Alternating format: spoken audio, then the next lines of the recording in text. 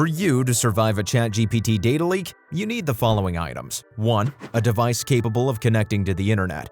2. A stable internet connection.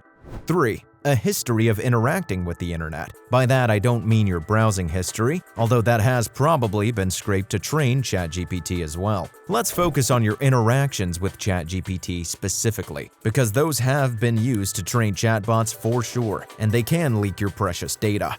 4. Now, we need a data leak. ChatGPT can leak data in different ways. Since the information that is used to train it instantly becomes a part of its spaghetti code of a brain, anything entered into this chat window is as good as leaked. That's why Samsung got so freaked out when its workers gave ChatGPT a bunch of sensitive information, including company documents and the actual source code. After that story got out, companies and politicians started banning ChatGPT left and right. Now, you see why this might be a bit of a pickle for you.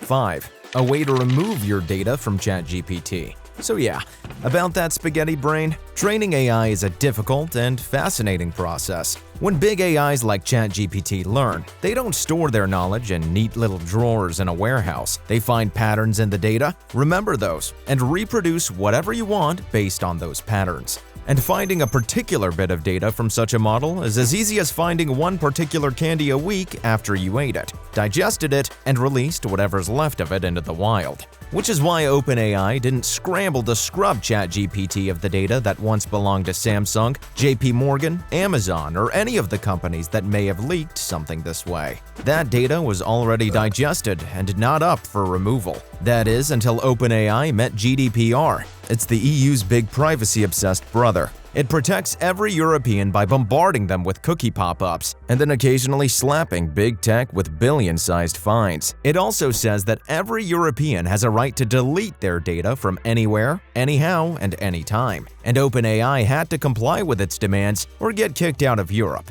So, if you're a citizen of Europe, just go to OpenAI's webpage, fill the meticulously hidden form, and your data will be quickly and easily removed from ChatGPT. Or not. As you can see, the form is quite complicated and requires you to provide strong evidence that ChatGPT really has your data, and the ways you found that out, and the reasons you don't like that. And even with all of that, they can't promise they'll fulfill your wish. Furthermore, the whole existence of this form seems weird, considering everything we know about how ChatGPT works. And what if you are not from the EU? Another way to remove your data.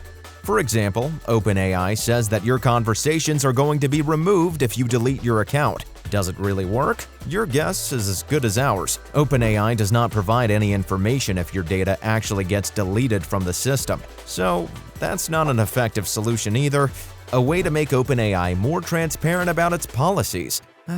No. Sorry, that's just not possible. A time machine? Okay, now we're talking. Enter your time machine and travel back before you made your conversations with ChatGPT, but not before April 25th. On this day, OpenAI introduced some new data policies and included a switch that allows you to opt out of using your data to train ChatGPT. If your conversations were done before April 25th, you'll have to travel further back in time and compel your past self to not talk to ChatGPT at all. So there you go. Here's how to survive a ChatGPT data leak in several easy steps. Please share this handy guide with your coworkers, friends, and relatives. And for more indispensable tips on cybersecurity, please subscribe to our channel. Thank you, and have a nice day.